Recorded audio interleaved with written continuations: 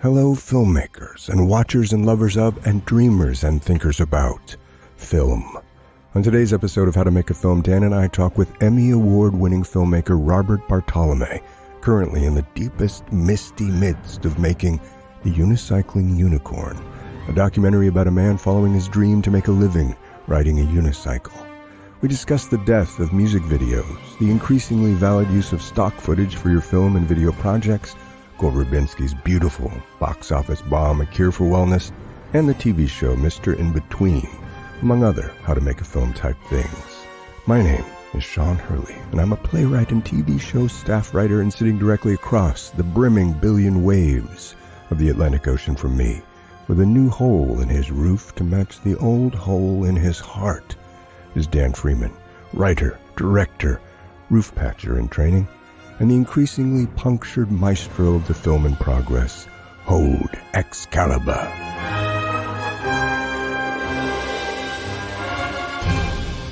Our guest today, we're so lucky to have him, is Robert Bartolome. Robert is an Emmy Award-winning director and editor for commercial and motion picture. In addition to an expansive catalog of work for national brands like CVS Health, he spent over a decade working alongside major record labels, such as Capitol Records and Columbia, to produce video and advertising content. Robert is currently directing a feature-length documentary called The Unicycling Unicorn, which chronicles the worldly adventures of a traveling street performer who lives in his van. And I sent a link out to Dan and Jamie, and I bet you neither one of them watched it, but I've seen it 3 times, so that's good enough. Jamie has seen it. Dan has not. You know what? Honestly, I've just got it. I've been rehearsing all week, so I literally just got in, tried to fix and then I came here. But I will. You know what? Is he an Emmy? Have you won any awards? Have you won anything good? I mean, this is probably like some sort of school raffle or something. It's not going to be an Emmy or anything, is it? Have you won it? Yeah. No, I won an Emmy last year. Yeah, that's all I've won though. That's it. And I never won the school raffles. Just an Emmy. No luck there. Just an Emmy. I mean, are your parents going, "Oh, all my son won was an Emmy. Oh, I'm so ashamed." I actually watched the that Emmy Award-winning commercial before this, and I gotta say it was really pretty great. You must have felt after you made that you'd made something special. Even before the Emmy Award. Yeah, no, thank you. It was a special project for sure. It was a pandemic lockdown project, completely editing. We sort of had to take stock footage that we licensed on different various sites online and sort of find pieces that were pre-existing and then sort of morph it into something new that told the story that we were trying to tell. And it was special. It was definitely a team effort. I co-directed it with Scott Mayoki, who's runs the agency that I work with, the video department. And we worked with a few clients at CVS Health on that. So definitely a team effort, but just a very special project, though, I think, overall. Yeah. So the commercial, Dan, if you haven't seen it, it's for this pharmacy we have in this country, CVS Pharmacy. And what is the title, the sort of working title of it? It's called Delivering Hope. We also call it Hugs, short form. Right. It's almost like it's a very COVID-related commercial that sort of is showcasing how CVS is the place that is kind of bringing the cure to you, and it's sort of getting us back to human being relationships. So there's a lot of footage of people, not able to be together, touching hands against glass, and, people being separated by the pandemic. And then kind of there's this notion that CVS is going to be the thing that helps bring you back together. But it's very sweet. And I couldn't believe that it was stock footage. It felt very seamless. And then when I read that it was stock footage, I was like, oh, I didn't know they actually did this in the commercial world, that you could use stock footage and that you could piece it together so well. And it wouldn't look like a bunch of stock footage that some guy just threw together. Right. Yeah, well, stocks come so far. I'm a big fan of stock footage. Dan's entire film is stock footage. I just think if somebody else has filmed it, use it. I think, honestly, I nick stuff from everywhere when I'm putting together concept stuff. Don't you think? How do you feel about it? Do you feel guilty about using stock footage? I mean, I'm joking, but seriously, do you feel any sort of resistance? For sure. I think early on, I mean, we didn't have much of a choice, especially during the pandemic. There wasn't any way to go shoot any of the stuff that we needed to tell the story. And stock footage has just come so far nowadays. I mean, Film Supply is probably one of the ones I use the most, and like the quality of the content and just the creativity that goes into it is leagues beyond what it used to be even 10 years ago. So there's so much great work that you can pull and find little bits and pieces that just help kind of propel your story. And so I think the days of sort of balking at stock, they're kind of passing us now, which is nice because it's just another way to collaborate and people to come together and work on projects like that one. How reliant are you then on stock footage? So if you're shooting something now, would you go, hey, let's look at stock footage first? Or do you think like, let's make this whole thing, and then if we need some of this and some of that, like what's your working process? Yeah, we have a few spots that we're working on right now. I think we try to be resistant to using stock. We want to shoot as much original content as we can, just because it's ownership. It's no one else can use it. You're not going to see our stock shot show up in another commercial 2 weeks from now. And it just feels good to get original content and to be out filming something that was made specifically for what project you're working on. But for sure, if there's some kind of element that we just can't feasibly film, or we just, maybe it's out of budget. Maybe we have 3 setups and we only have time or money to shoot 2. That's when we kind of look into the stock and say, is there something we can find here that can kind of supplement us a little bit? Maybe we can talk about the Unicycling Unicorn. I am very interested to see this film. I'm working on a play, and it's got a lot of comedy in it from music hall and variety. And the main survivor of that kind of form of comedy is street performing. They have those skills that the vaudeville acts had, and that's where they survived. Tell us about your interest in street performing. Sure, yeah. So we saw this guy. We went to one of these medieval fairs about a year and a half ago. It was early 2022, and we just sort of fell in love with this particular act. This guy gets up on a 12-foot unicycle, he dances around, juggles, does the usual thing, but it was really more about his personality and how he carried himself on stage. Because we saw a number of acts that day, and they were good. My family was with me, my son loved him, my wife was very impressed, and so I ended up following him on Instagram, just kind of kept my eye on him, thought he was cool. And then I said one day to my wife, I said, I think this guy lives in his van. And she said, wow, really? So eventually I followed him enough and was intrigued to the point where I reached out, just got a feel for who he was and his lifestyle, and got really excited about the idea of sort of documenting him and following him around a little bit. And the long story short is that he has multiple vans in every continent, essentially. He has one in Europe, he has one in Australia, and one in the United States, and he bounces from, wherever he needs to be. He just flies there, gets in his van, and lives out of his van. And he's sort of, in some respects, got the whole thing figured out for himself. So I said, why don't we fly out and meet him, interview him, get some footage, and just kind of just dive into this project. We had the roots of an idea of the story we wanted to tell, but I said, why don't let's just go, and we'll kind of figure it out as we film. And so we flew to Minnesota last year, spent quite a few days with him there, and he basically had an Astrovan, little tiny Astrovan from like 1988, and started building out a big, large Sprinter van that he had just purchased. So he's basically transitioning to a larger van now. So we got to film all of the build out, which is becoming like a huge popular thing, at least in the States. A lot of people are like enjoying this idea of van life. So we got to document that whole process. We got to spend some time with his family and interview his mom and his dad. And then while we were there, sort of started to piece together his whole backstory, which is really interesting because he spent many years married happily in sort of the Hollywood circuit. His wife was a sort of like a C-list actress, doing some sci-fi series and whatnot. And, eventually they had a sort of a huge, terrible falling out, and he had this sort of big moment where he had to decide what he wanted to do with the rest of his life. So he turned to his sort of side passion of unicycling and just kind of hit the road.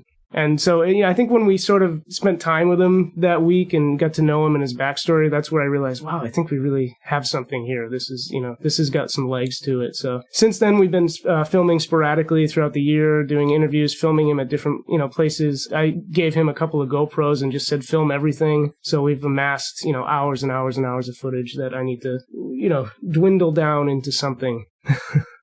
When you first started doing this, are you just financing this yourself? Are you getting outside funding?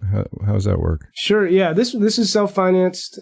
We have a lot of equipment I have a lot of equipment that we use for different projects. So that's sort of one hurdle that we didn't have to jump over, which was rentals, things like that. So essentially, we didn't worry about a big crew or anything. It was just really my wife and I flying out or driving out and meeting him and just doing some shoots, keeping it really, skin and bones as far as the shooting goes, but still high quality so that it looks nice. But yeah, everything's been self-funded thus far. Oh, I think you told me that you're sort of halfway through and you have some more filming that you want to do before you feel comfortable, like you can knit the whole thing together. But you've put together this trailer, and I'm wondering, that seems like something you do at the end of the film. Is this to raise awareness, or are you trying to get into film festivals, or what is the trailer part for? Yeah, a little bit of everything. Primarily, the trailer we're looking to get a little bit of sponsorship for what is going to be our sort of grand finale. Yeah. Next year, I'll say, there's this giant unicycling convention that goes all over the world. It's a huge event. It's unlike anything I've ever seen. Last year was in Paris, I believe, and then they do it every 2 years. And this upcoming summer, it's actually going to be in Minnesota, which is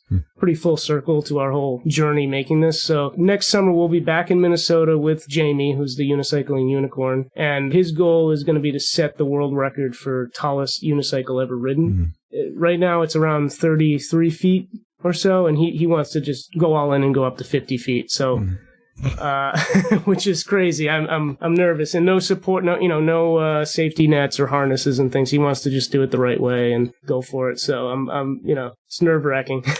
Does he practice by himself on a 50-foot one and it doesn't count for the Guinness book, but he knows he can do it?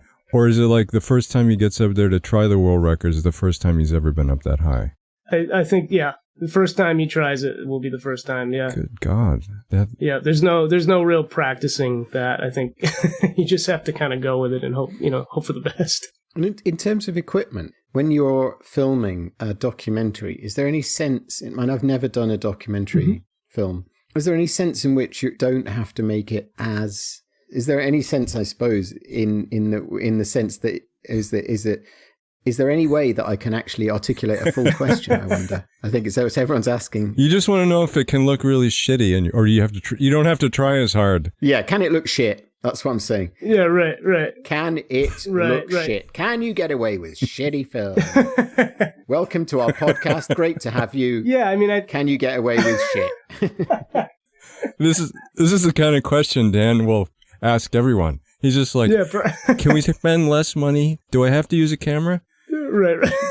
Can I just tell people what the film's about and they can buy the ticket? Right, they could just imagine it themselves. To answer your question, though, for sure. Like anything else, the content is the king. And especially with documentaries, I feel like you can get away with not being quite as polished with, what you're filming and how you're documenting it. That said, I really like to be particular how it's done, and I want to make it look as sharp as I possibly can. But when you're following around, him, say, on a 12-foot unicycle, or him just trying to put a piece of van together, you have to be a little rough and tumble with the filming and kind of chase him around, sort of like run and gun style. So I think there's a happy medium where you say, all right, let's plan ahead enough that we can make this look good and bring whatever lighting gear we need to make it work, but also accept the fact that it's not going to be a Hollywood, set.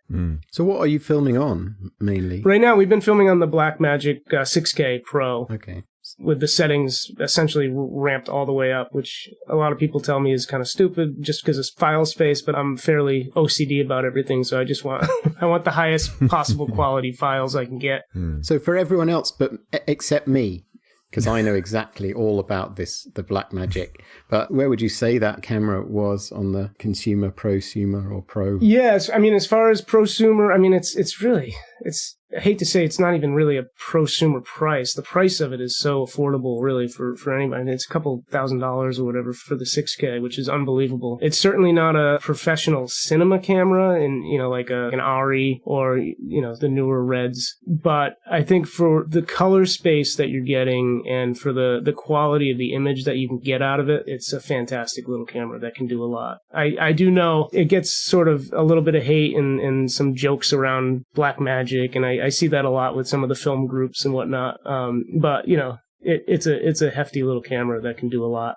I'm all for, I mean, the camera I'm speaking to you on, the phone I'm speaking to you on, is something I use for filming, and nobody notices. Right. I'm just asking out of interest. It sounds a bit accusatory, but I would use, if I could, when I can get it past the directors of photography or art directors and stuff, I'll use the basest equipment possible, because I agree with you completely that it's what you're filming, not the... Mm-hmm. And I think that so many film schools and how-to videos on YouTube and stuff seem to center so hard on the equipment, and there's this feeling of that kind of gatekeeping and snobbery about it. Do you agree? Yeah, 100%. Yeah, and I think there's been countless DPs, even Hollywood DPs, that have sort of debunked that by using lower grade cameras. I think I forget what, I'm not going to be able to remember what film it is right now, but there was a whole feature film for the creator. The creator, yeah, shot on a Sony FX6, I think.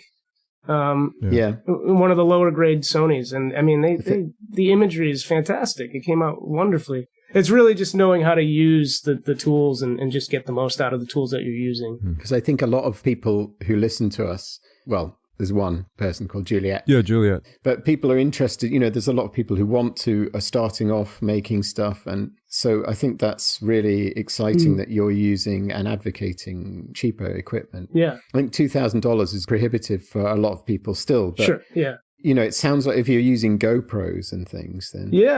Yeah, I mean, and like you said, the iPhones, the phones these days have such amazing sensors on them. It's unbelievable. So if you have a clear vision of what you want to film, you can get it done with anything these days.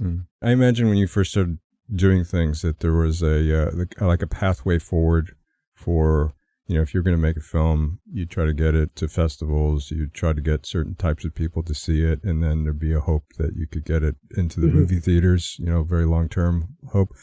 Does that feel like it's shifted when you take something like, the Unicycling Unicorn? What's the sort of forward path for that? And then where do you take it? Is it clear, or is it like you don't even exactly know? Right. I think it is unclear nowadays, because I've had agents tell me, like, just go the festival route. That's the best route for you. Just even recently, I've had people talking to me about this. Just do the festival route. And then the way technology and communication is nowadays, we're literally at a lot of higher executive level fingertips. I mean, you can reach out to people at certain streaming companies, and as long as you're not sending unsolicited material, you can network with these people and open doors for communication, and just saying, hey, yeah, I'm working on this project. Let me know if you want to hear about it, and just get conversations going that way. I think that's way more difficult than doing just the typical festival route, but it's an interesting space we're in now, because networking is so, I don't want to say easy to do, but it's so achievable to really network with people you've never met. Do people seem open to that then? Like you could get in touch with somebody at Netflix or Apple or, and they would take your call and listen to what you're saying? Probably not, no. And I think it's a longer conversation. It's more kind of getting to know these people first before you start throwing projects in their face. But, I've had plenty of conversations with people at Amazon Studios like years ago that were very open. This was a different time when they were smaller, of course, but they were open to some scripts as long as it was done through the proper channels and you signed the proper paperwork and whatnot. But yeah, I just think it's an interesting world we live in, especially social media and Instagram, the way it is. A lot of these networks and streamers are picking up people that are just blowing up on Instagram. They have, 4 million viewers, and suddenly they're getting phone calls from Hulu or something about different projects and things. It's a strange little world we live in right now, and I'm curious to see how it develops from here. But I think the old-fashioned festival route probably, it's the most reliable, I would say. And it still exists. I feel like that's some relief. It does. It is that the old horse and wagon system is still there, but it feels like it's being, I don't know, some sort of new electric vehicles coming into a place that we don't understand, like these Hulu stars. Is it going to be the case that all of a sudden it's just Instagram personalities, YouTube personalities, these social media people that are suddenly going to be the new media landscape centers? Or will these other things kind of go alongside it? Will you still be able to do festivals? Right. And I don't know. Yeah, I'm not sure either.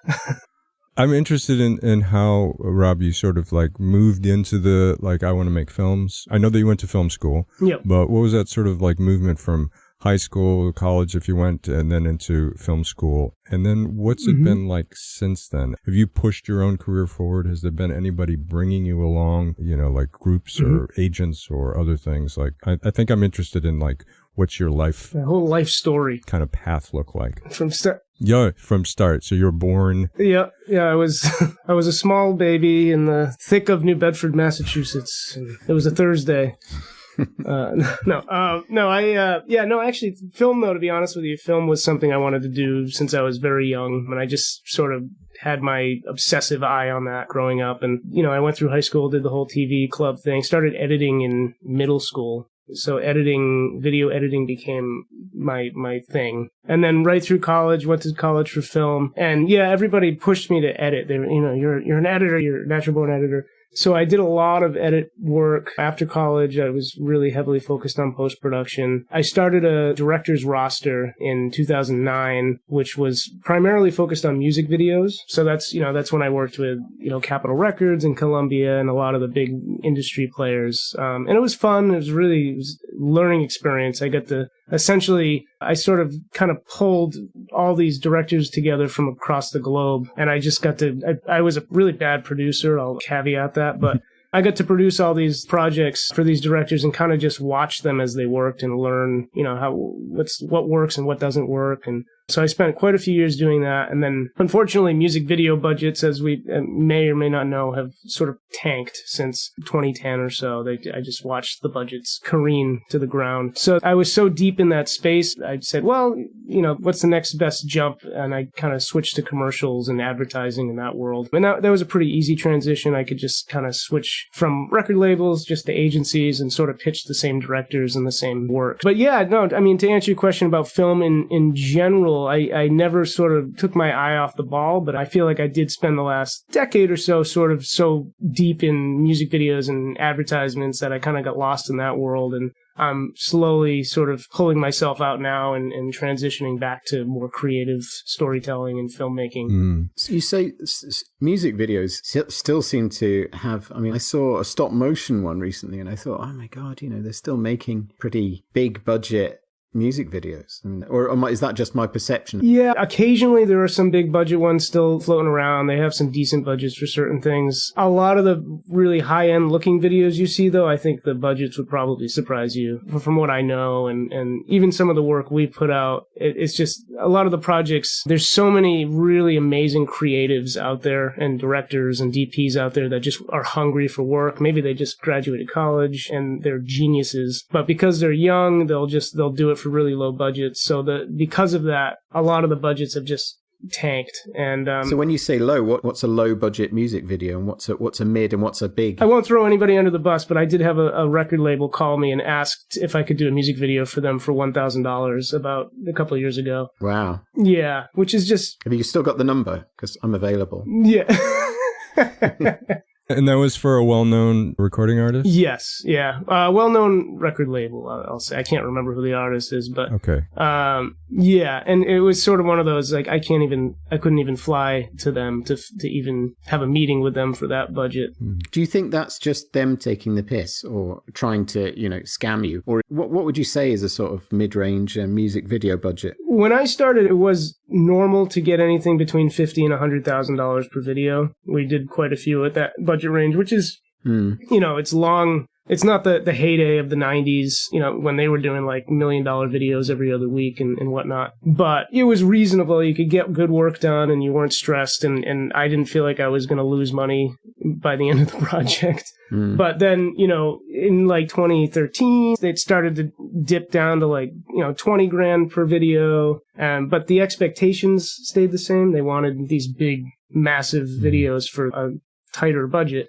And then it dipped down to 10, and then I started getting emails for, like, oh, here, we got $5,000. And then eventually that one was like bottom of the barrel, $1,000. And I assumed I was the last person they called.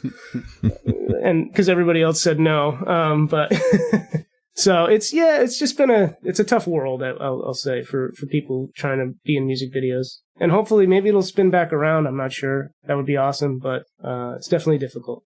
Did that seem like it was the direct result of sort of like the rise of YouTube or streaming, or what was sort of the thing that killed the world's interest or need to have these videos? I think it's just they need quantity of content. And so because they're doubling, tripling, quadrupling the amount of videos that they have to put out just to keep up with consumer demand. Oh, I see. It's the budgets are just getting, divided. Right. So you don't have to just put out one thing. Right. Like you might have to, like in the old days, you put out a video for each song on the album. Right. Now you have to put out 50. You're putting out a lyric video, an artwork video, a music video. Sometimes they'll put out multiple music videos. So they just need that constant stream of content to keep people satisfied and keep the record in the public eye. So yeah, it's been tough for sure. I feel like it's a young creatives industry nowadays. It's like you get out of college and you're looking for work and just want to build your reel. It's a perfect opportunity for that.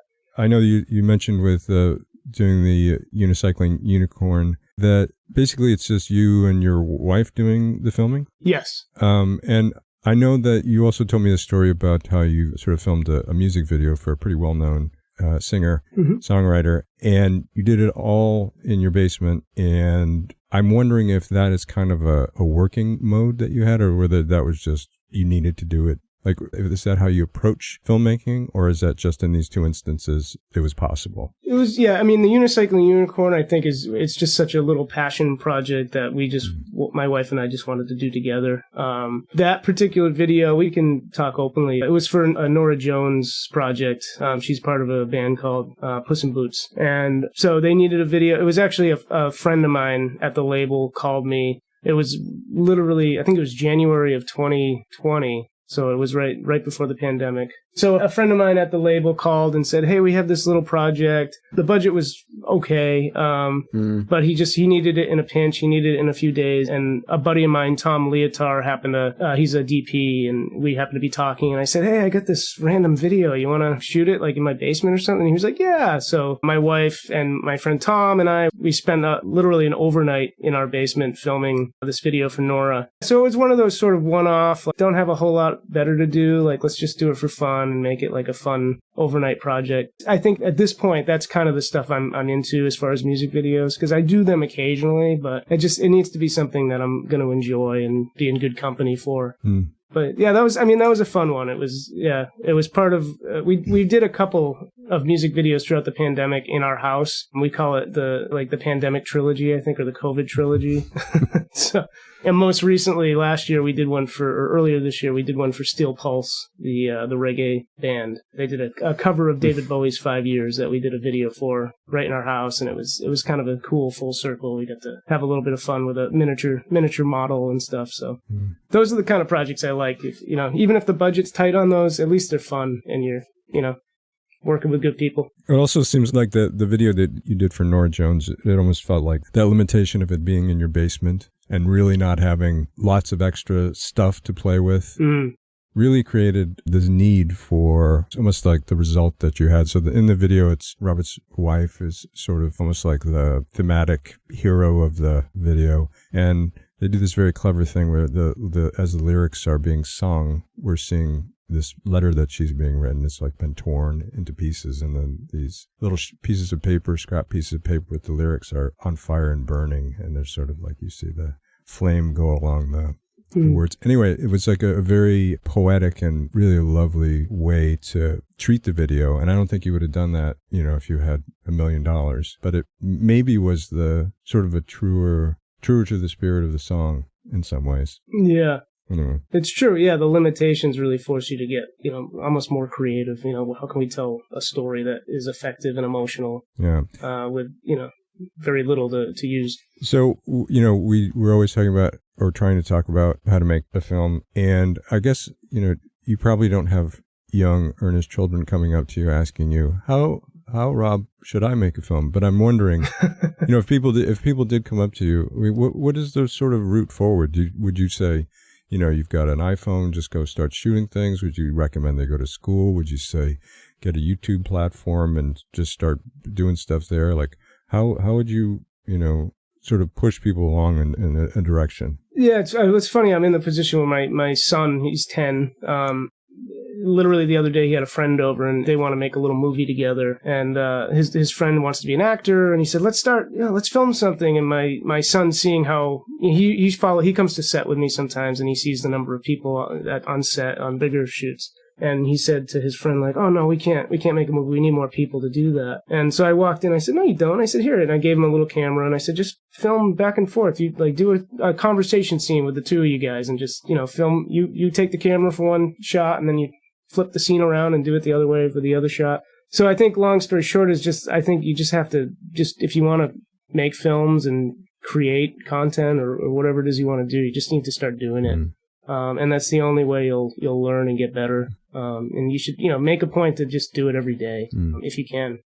And that's what I told him. And sure enough, they ran outside. They spent 4 hours outside running around filming each other. And they seemed so thrilled that they were creating something, which is pretty cool to see. And then you threw it on Premiere and spent the next 2 weeks editing it. How did you know? I know. Something that you said is interesting. So you started off as an editor. Yes. And I think I'm wondering whether, and you're doing a lot of directing right now, and I guess I'm wondering whether one of the things that you bring to the filmmaking process is your editing skill. And I'm almost wondering if you think of directing and filmmaking as an editing experience, like maybe where you're happiest or maybe where the film comes alive for you. Yeah. I think so, yeah. That's where the magic happens for sure, is in post. And I'll say I don't think I'm the best director in the world at all by any means. I actually think I'm a little bit of a hack when it comes to directing.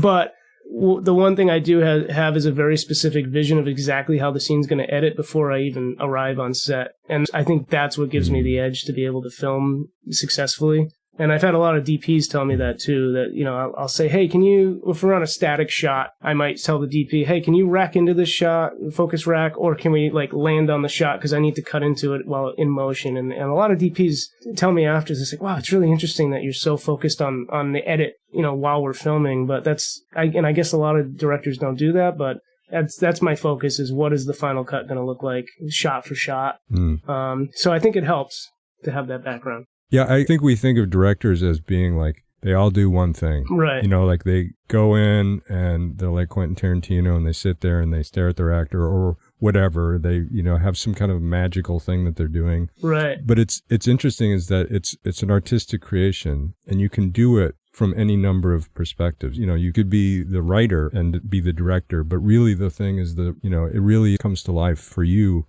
in the visual piece, almost in that edit. And I think it's just really interesting that it's a role that isn't specifically one thing. Yeah, absolutely. When you say that you're a hack, what do you mean by that? Like you just mean like you feel like you're still new to it, or this that?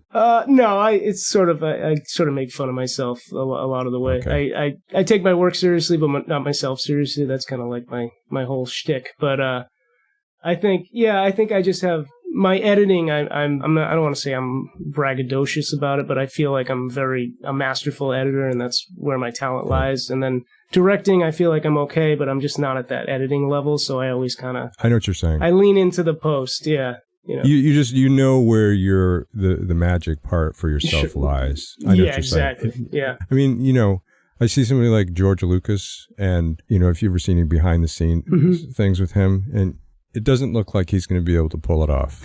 Right. Yeah. Yep. Like, it's true.